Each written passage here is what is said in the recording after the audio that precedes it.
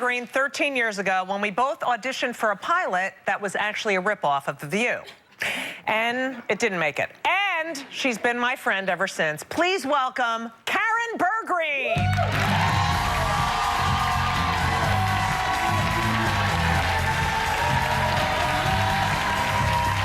Oh my gosh! I'm so glad to be here. I was in a taxi this morning with my kids, and the taxi driver was wearing a turban.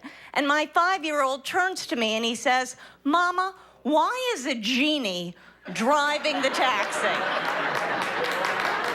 He is so cute. I love him so much. He says to me the other day, "Mama, when I grow up, if I have a little baby, does that mean you're going to be a grandma?" I'm like, "Oh, yes, I love you. That's what it means." And then his older brother, who's a little bit of a smarty pants, like he refers to me as his birth mother, he says, "Mama, when I grow up, if I don't have a baby, does that mean you're just going to be an old lady?" And I said, "Yes." And instinct tells me, with that level of charm, you're going to be my roommate.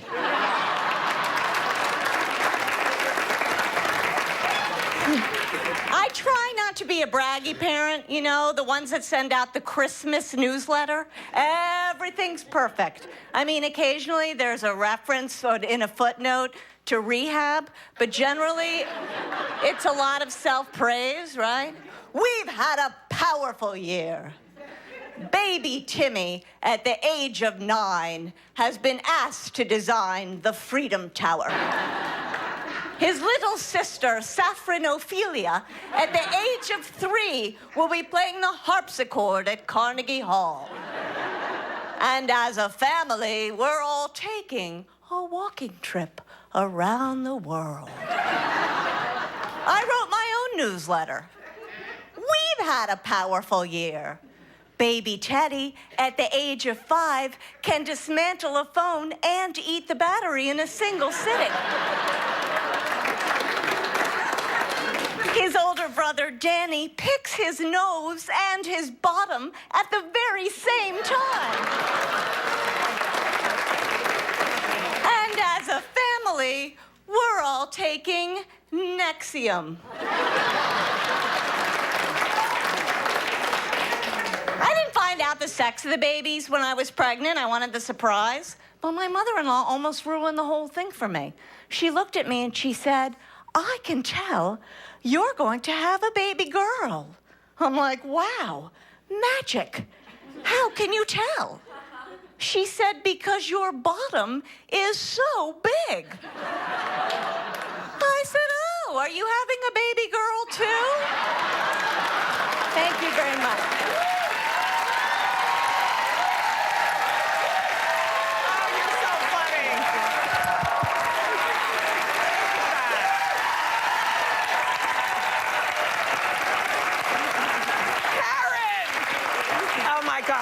You totally crack me up. So the kids, I remember when my kids were your kids' age, and they used to lie all the time. Does that happen with you? Well, we actually had the opposite problem with my older son. My older son says to me yesterday, he goes, "Mama, Grandma's a better cook than you. The only thing I like better that you make than what Grandma makes is soup. And that's because you make less of it."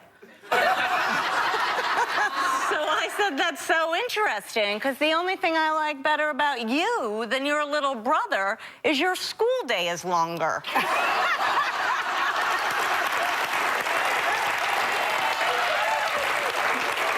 Now, does the other one lie as well, or? He is the liar, because this one is the liar. He totally lies. We were at a birthday party for his friend. He'd eaten 2 cupcakes, a little chubby, fat, whatever. And he says, "May I have another cupcake?" And I said, "No." And then he says it again. "May I have another cupcake?" And I said, "No." And then he turns to the mom of the kid. He goes, "May I have another cupcake?"